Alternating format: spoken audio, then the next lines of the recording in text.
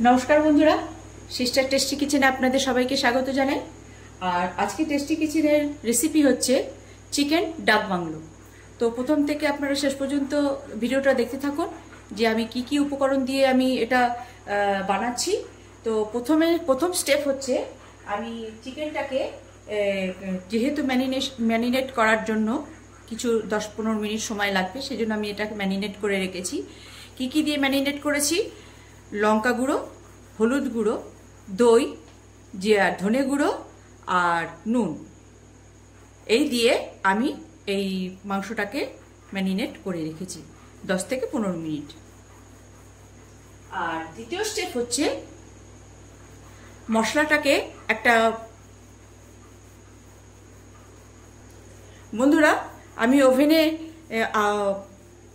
On করে আমি pan বসিয়ে দিয়েছি।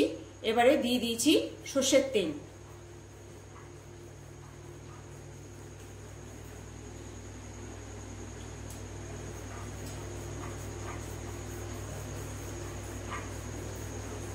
বন্ধুরা তেলটা গরম হয়নি এখনো। বন্ধুরা আমার তেল গরম হয়ে গেছে। এবার দিয়ে দেব কুচিয়ে রাখা একটা বড় পেঁয়াজ।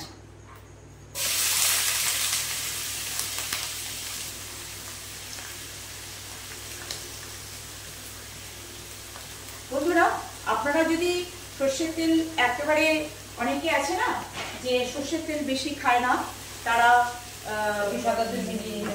এই সর্ষের তেলের মধ্যে, এটা সর্ষের তেল দিয়ে রান্না, তো তারা পারলে ইচ্ছে করলে আর কি তাহলে তার মধ্যে সাদা তেল মিশিয়ে কাজ করতে পারে। আর আমি এই পেঁয়াজটা ভাজবো ঠিক ব্রাউন কালারে। বন্ধুরা এই যে আমার পেঁয়াজে তার রং ধরা শুরু হয়ে গেছে, এর মধ্যে এবার দিয়ে দেব, যেহেতু পুরো ভাজাটা না হলে ভালো হবে না, সেই জন্য যখনই আরেকটা মশলা আমি এর ভিতরে দিয়ে দেব তখন সে এর কাজ বন্ধ করে দেবে। তো এবার দিয়ে দেব বেটে রাখা আদা, রসুন আর কাঁচা লঙ্কা বাটা।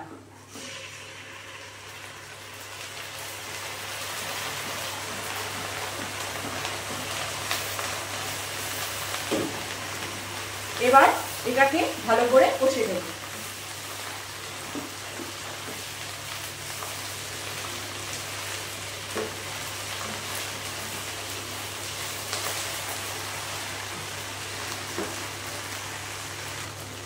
বন্ধুরা এই যে আদা, রসুন আর লঙ্কাটা, যে কাঁচা পানটা সরে যাওয়ার জন্য আমি ভালো করে কষে নিয়েছি।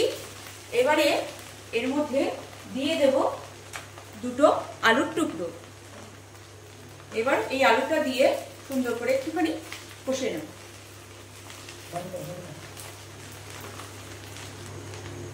বন্ধুরা এইবারে আমি দিয়ে দেব রাফলি কাটা টমেটো, একটা টমেটো।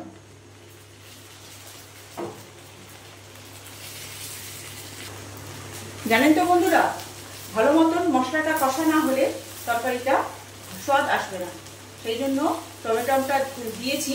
টমেটোটা জল ছেড়েছে, সেটা একটুখানি ভালো করে কষে নিতে হবে।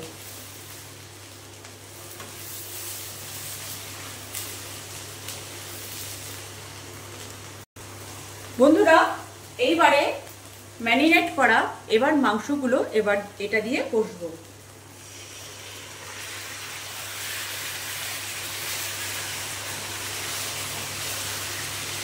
এটার থেকে যে মশলাগুলো, এগুলো ফেলবো না।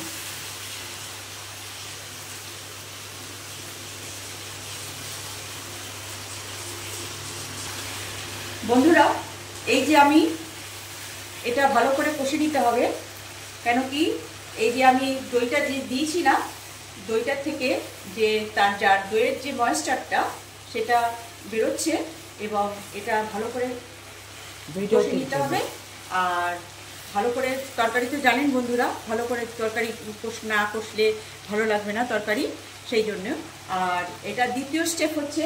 আর তৃতীয় স্টেপ হচ্ছে যে এই যে আমি মশলাটা, আরেকটা মশলা যেটা গরম মশলা, আমি কড়াইতে ভেজে রেখেছি। এর মধ্যে আছে গোটা জিরে, গোটা ধনে, লবঙ্গ, দারচিনি, এলাচ আর তেজপাতা, আর সামান্য এটা গরম মশলা।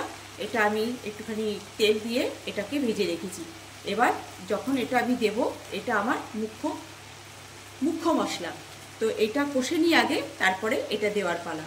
তো সময় সাপেক্ষে আমি এটা আগে করে রেখেছি, কেন কি এটা করে বেটে আমি ছাঁকনিতে ভালো করে যাতে মকমল টাইপ আসে, ময়েশ্চার টাইপ আসে, সেই জন্য আমি এরকম করে ছেঁকে রেখে নিয়েছি।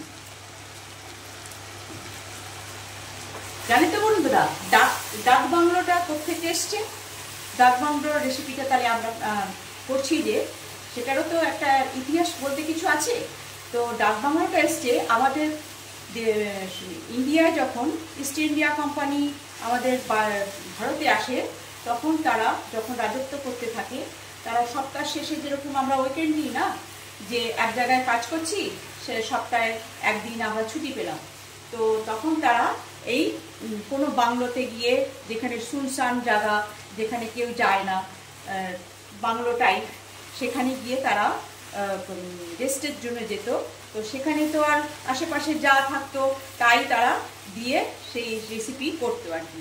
তো মুরগির সঙ্গে তখন কি রয়েছে না, ঝুড়িতে একটু আলু রয়েছে, আলুটা দিয়ে দিলাম, তারপরে একটুখানি চিকেনের সঙ্গে চড়িয়ে দাও, সেই রকম। তো ঘরে একটুখানি ডিম রয়েছে, ডিমটাও দিয়ে দাও, একসঙ্গে হয়ে যাবে। সেই জন্য সেইটার থেকে এই ডাক বাংলোর রেসিপিটা আজকে আমরা বানাচ্ছি। যে তখনকার দিনে ইংরেজরা যে মানে বানিয়ে খেত, সেই মানে সামান্য এটা কারি, আমাদের এটা বেঙ্গলি হিসেবে, বেঙ্গলির যে আমরা চিকেন কারি করি, ঠিক এই টাইপেরই। তো এটাই হচ্ছে ডাক বাংলোর রেসিপি আর ডাক বাংলোর ইতিহাস। তো আমার এটা তো মশলাটা দিয়ে কষতে থাকি ততক্ষণে। এবার বন্ধুরা দিয়ে দেবো সামান্য নুন।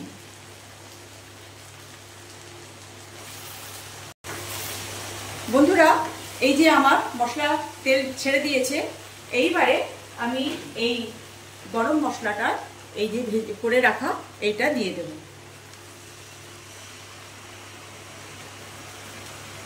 একটু জল দাও, এর ভিতরে দিয়ে রাখো। এটা দিয়ে বেশিক্ষণ কষবো না বন্ধুরা, কেন বলুন? কেন কি আমার এটা তো ভাজা মশলা, সেই জন্য এইটাই আর আমি বেশিক্ষণ কষবো না। একটুখানি যাতে মশলাটা সবার সঙ্গে ঘুরে মিলে যায়, সেই রকমটাই একটুখানি করব।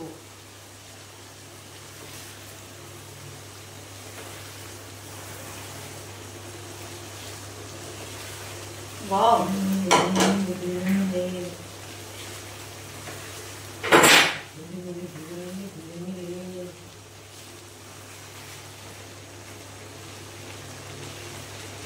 বন্ধুরা এবার দিয়ে দেবো জল।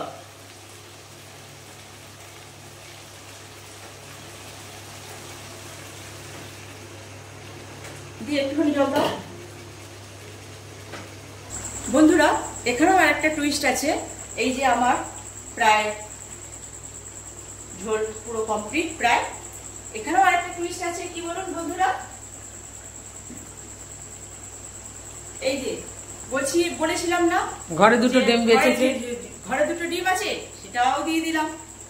তো ডিম সেদ্ধ করে আমি একটুখানি তেলে রেখেছিলাম, একটু ভেজে রেখেছিলাম। এবারে এই ডিমটাও দিয়ে দিলাম। ওই যে ইংরেজ মানে তারা কি করতো, বাংলোয় গেছে, যা আছে তাই চড়িয়ে দাও। তো এবারে এই ডিম দুটো এর ভিতরে দিয়ে দেওয়া হলো। দেখা গেল ঝাঁকিতে দুখানা ডিম বেঁচে আছে, তাহলে দিয়ে দাও, ওর মধ্যে দিয়ে দাও। এটাই হচ্ছে আমার আজকের রেসিপি, ডাক বাংলো। কেমন লাগছে বন্ধুরা? তো এবার একটু কমেন্টসে জানাবেন। আর এবারে আপনারাও বানিয়ে খেয়ে দেখবেন। এবারে করবো গ্যাস অফ আর করবো প্লেটিং।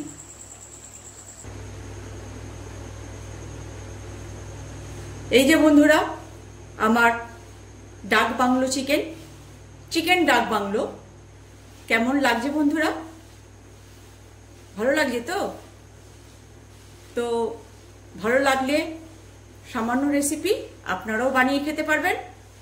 আর ভালো লাগলে যদি আপনি একটুখানি কমেন্টস দেবেন, একটু আমার নতুন চ্যানেল সাবস্ক্রাইব করবেন, আর নতুন বেল বাটনে দাবালে আমি যে যে রেসিপি ছাড়ছি আপনাদের সঙ্গে সঙ্গে সেই রেসিপিগুলো আপনাদের কাছে পৌঁছে যাবে। তো এই হচ্ছে আমার চিকেন ডাক বাংলো। তো ভালো লাগলে সাবস্ক্রাইব করবেন, আবারও বলছি বন্ধুরা। তো আর আবার নতুন রেসিপি নিয়ে আমি আপনাদের সামনে হাজির হব। তো এখন আমি রাখছি, বাই।